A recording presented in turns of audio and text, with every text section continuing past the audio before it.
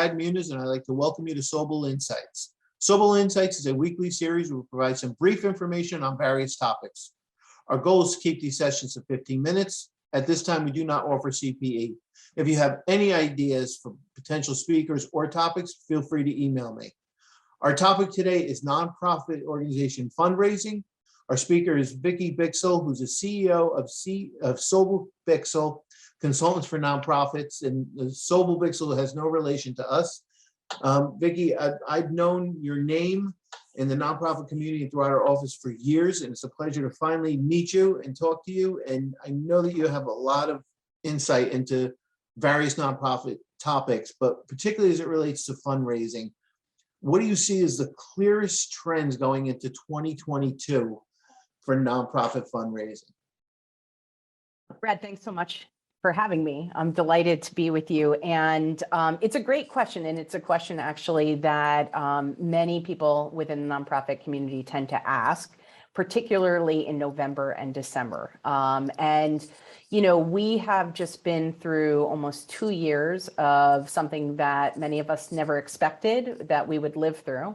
And fortunately, we have seen many nonprofit organizations survive and thrive and adapt during the pandemic, which has been essential in terms of ensuring that their missions are fulfilled. And so as we go into 2022, what we have to look at is what has worked in 2020 and 2021, and frankly, what worked in 2019 and before that. One thing to note is that the fundamentals of fundraising have not changed. What has changed is the way that we do fundraise in a world that's consistently evolving and adapting. And so when we see the impact that technology has had on fundraising, from online giving, right down to ensuring that monthly donors keep coming back to us. Look at WNYC, they have figured out sustainer programs, monthly sustainer programs. But also we see quite a change, and we have begun paying attention to adding cryptocurrency to our portfolio of giving. And that is going to be key in understanding exactly what that means in 2022. Also, the social justice movement has played a very large role in how funders are adapting to society and the expectations within the nonprofit community. Nonprofits have certainly allied themselves with their missions in social justice, but also there's a movement that's happening right now called community-centric fundraising that's rooted in social justice and equity. And it really has come to light over the past almost 2 years that we must be paying certainly attention to donors, but we must be also paying attention to the community that surrounds us. Those not only who are benefiting from the mission, but those who can help. And that's inclusive of people who perhaps do not have millions of dollars, but certainly can offer a lot to an organization.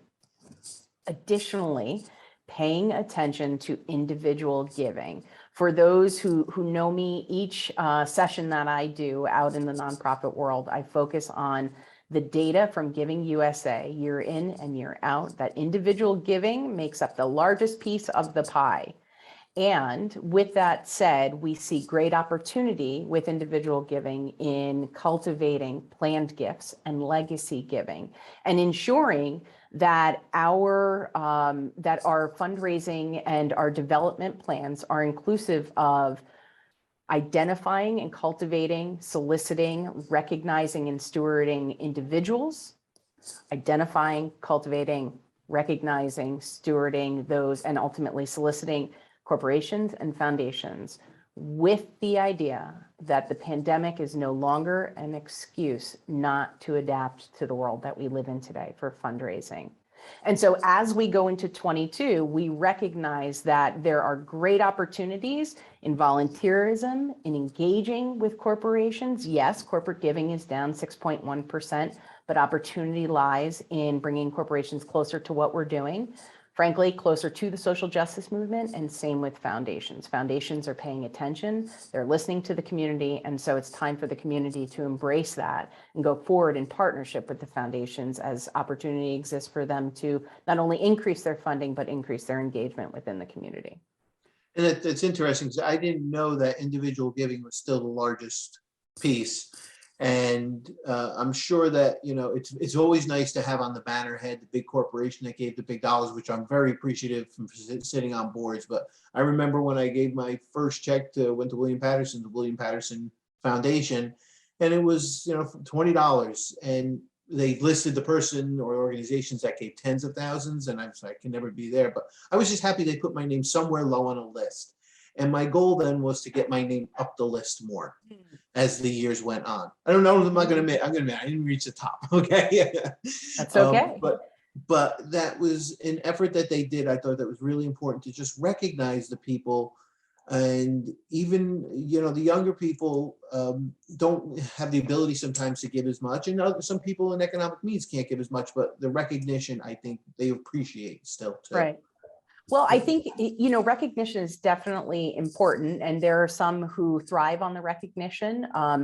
Certainly when you see new buildings going up on universities, hospitals, et cetera, you'll see the naming opportunities, and you'll see names of donors who gave large gifts.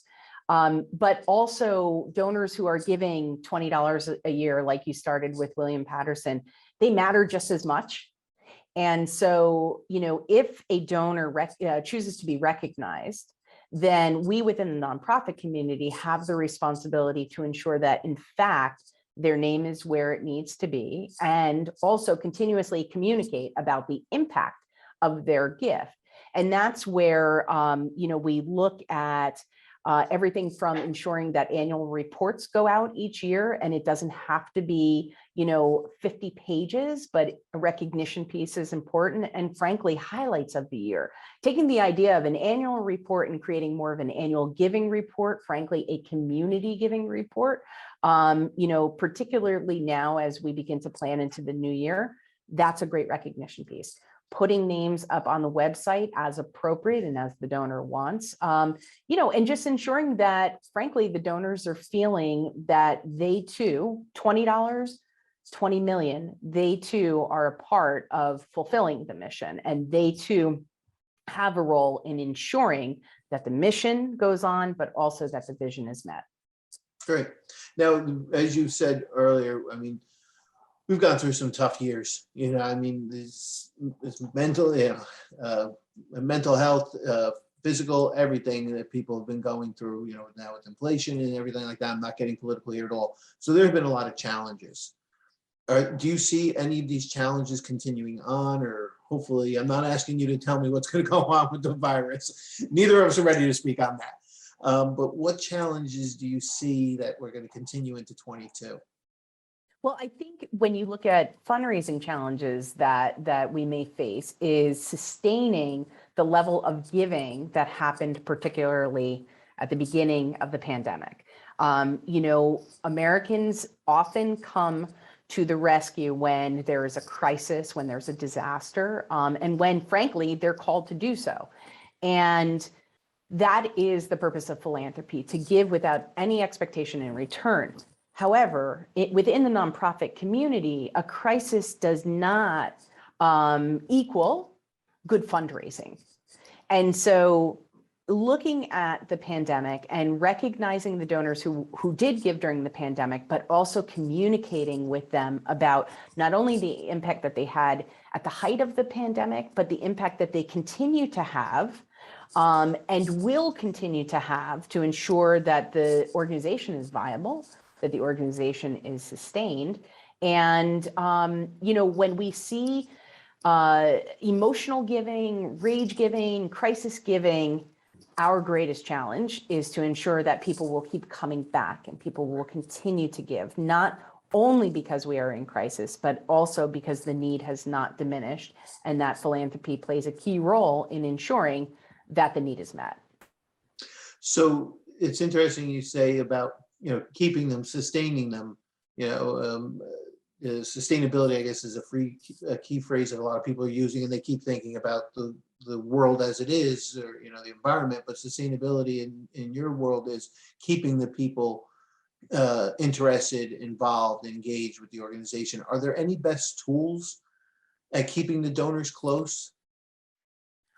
Well, I think we talked a little bit about the recognition piece with, you know, an annual report, but frankly, donors respond to stories. And so if you as an organization have the capacity and the bandwidth to tell donors and prospects, and frankly, the entire community, no matter where they are in their giving, about the stories that you know, that you hear if you're in a development office, if you're in a program office, wherever, if you're in a box office, knowing that philanthropy consistently has an impact in what you are doing as an organization. If you tell those stories, then people see the meaning of their gift.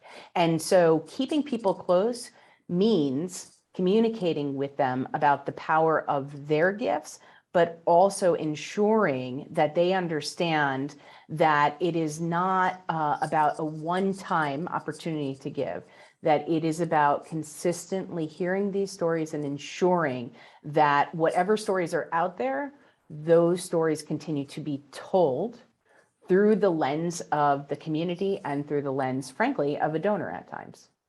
You know, it's interesting.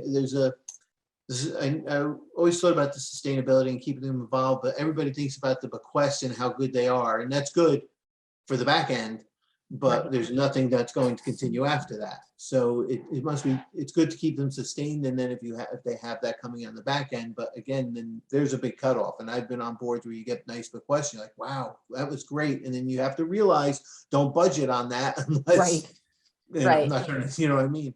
But that, Brad, if I could just say, it's a Sure. great opportunity when a bequest comes in, whether you know it's coming in or it's a surprise, which often happens, is not incorporating a bequest into a budget, but rather using a bequest to begin building a reserve or replenishing a reserve or seeding an endowment or replenishing an endowment, however that works. But, you know, often bequests help an organization later instead of filling a gap that may exist at that moment. No, that's a great comment, because a lot of people get bequests and they think they can go buy the new toy that they want. And maybe sometimes they've been waiting to buy this toy, or the necessary need for the organization. And this might be the time to be able to do it, but don't just go, you know, act like a true fiduciary when this comes in, and in the best interest of the organization. So as it relates to what's on the horizon, is there anything that we should be giving special attention to or focus on?